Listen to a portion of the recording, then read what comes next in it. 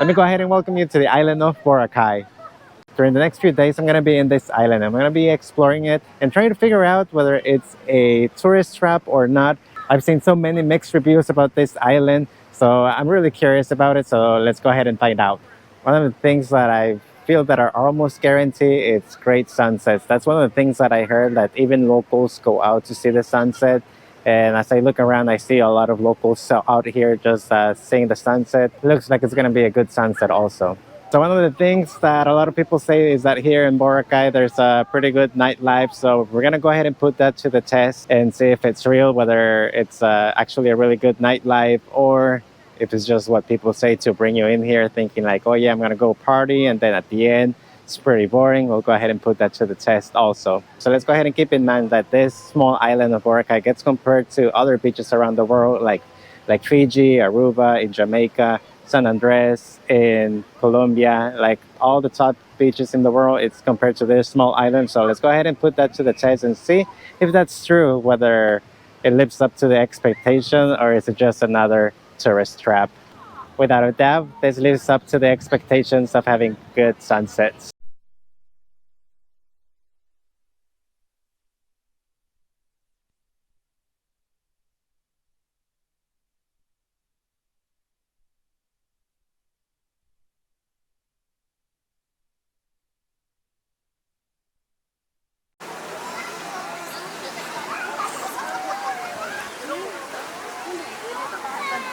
So one of the things that I see that they offer is the island hopping tour.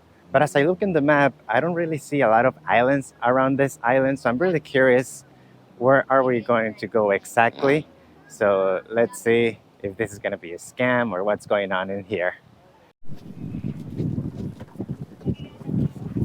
So we have a ride to the first stop here where we're going to be doing some snorkeling. So besides the 900 pesos that are already paid, so you still have to pay an extra 100 to do the snorkeling. Our snorkeling. So snorkeling gear, that is free already. But later you need to pay 100 pesos for the snorkeling fee. When you go down, automatically you pay 100. And that's only going to be for 14 minutes. That's, at least that's what I heard. 14 minutes of doing snorkeling. I don't think it's worth it for that price. Also, I've done plenty of snorkeling in the past few days, so I think I'm going to take a break.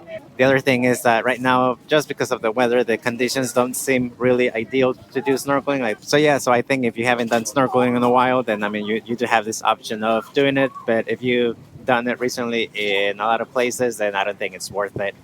Then after that, our second destination, the beautiful Crystal Cove. Entrance fee for Crystal Cove, 300 pesos. Or Magic Island for cliff jumping. Entrance fee for Magic Island, 250. So we have a ride to the first island. This one's called Crystal Cove Island. And you do have to pay an additional 300 pesos extra. It's an optional activity. If you don't want to do it, then you're just going to stay in the boat for an hour. Then after that, our second destination, the beautiful Crystal Cove. Entrance fee for Crystal Cove, 300 pesos. Or Magic Island for cliff jumping. Entrance fee for Magic Island, 250. So we're going to be here for an hour, and the activity here is just going to two different coves. We're going to the first one right now, and then after that, we go to the second one, and then we'll just have some free time around the island.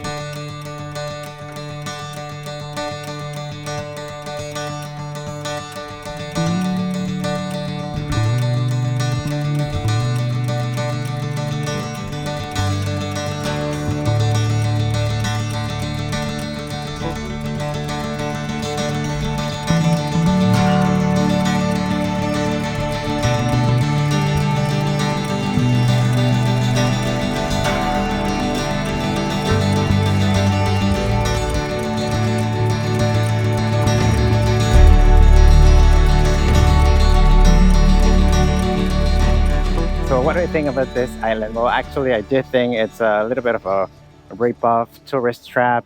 I don't think it's worth it. The 300, I feel like everything in here, it's really man-made. Like as soon as I got in, like seeing this right here, it gave me that feeling that everything here was fake. Like everything was man-made just to attract all the tourists. And yeah, I felt for it.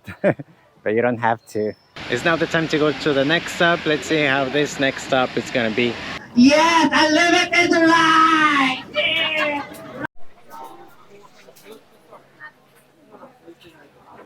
Alright, so now we just have arrived to the moment I think all of us have been waiting for, which is the lunch time, which is like a buffet style. And then they did say that there was gonna be unlimited rice. I don't know if that was a joke or they were being serious, but let's find out.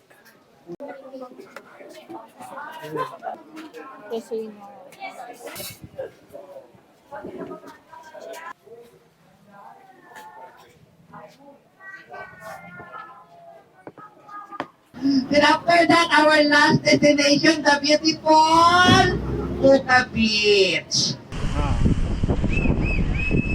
Now that we have arrived to Puka Beach, there are two activities that you can do. So you can either rent a kayak, that's going to be an additional 300 pesos more, or you can just lay down on the sand and then go play in the water. They do have some mats where you can lay down in the shadow. It says that it's free as long as you buy a drink. So technically it's not free. That's something I've been noticing here, like everything is extra, but all these other options that are extra are optional. So you don't really have to do them. So now it's time to enjoy this beach right here.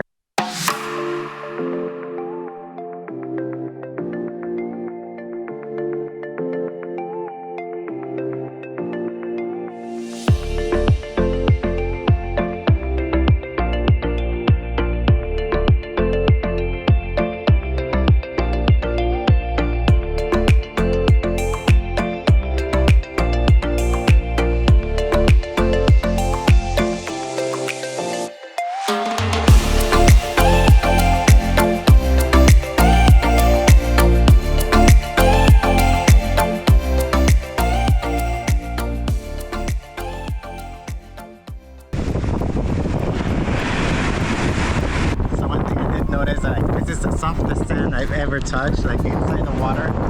Like I feel like I'm laying down flat on the surface, but it feels really soft. I like this feeling. And the tour has come to an end. We're already back to where they picked us up. Is it worth it or is it not worth it? To be honest, I actually thought that we had another beach or another island, since the tour is called island hopping, and we only went to the island that we're in right now and then to the cove one, which I don't think it was worth it. And now overall, is the tour worth it or not? I think it's not worth it. I think you can do it on your own. It's gonna be much cheaper. One of the options is get the card for, I think it's 100 pesos, that hop on, hop off bus, and that's unlimited rides, and that one will actually take you to the beach that I like, Puka Beach, and then after that, pretty much have free time. But this is me just basing it off of the whole experience and not the actual company. The company was good, but the tour itself, it's really not worth it. Being a very touristy place, of course, there's going to be a lot of restaurants, which is a good thing. But the only problem is that the food here is very overpriced. Everything is overpriced. It's very touristy. But I do have a good tip, which is coming to this place. They do have a lot of food options, so it's always a good option eating here. Since all the food prices remain the same, since it's a franchise, I got this for eating, which was 161 pesos, which is roughly around $3. Compared to this price to the other places, food here is way cheaper than the other places.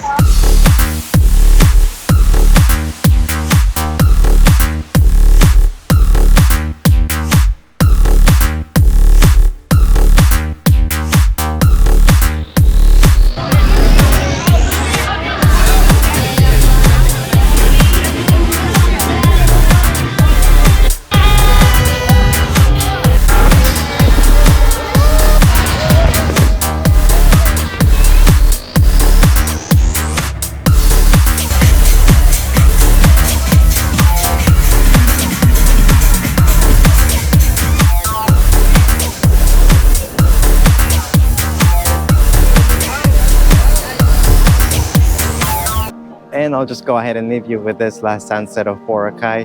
And now I get to answer the question whether this is a tourist trap or not. My answer is no.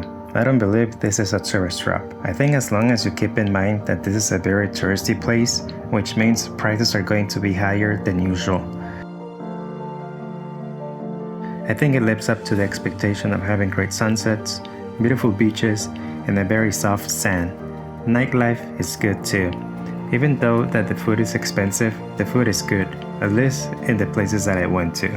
Also, you have alternative options like the one I show you. The island has its up and downs, like the tour that I took that I believe it was not worth it, or not being able to walk at night without being harassed by some prostitutes.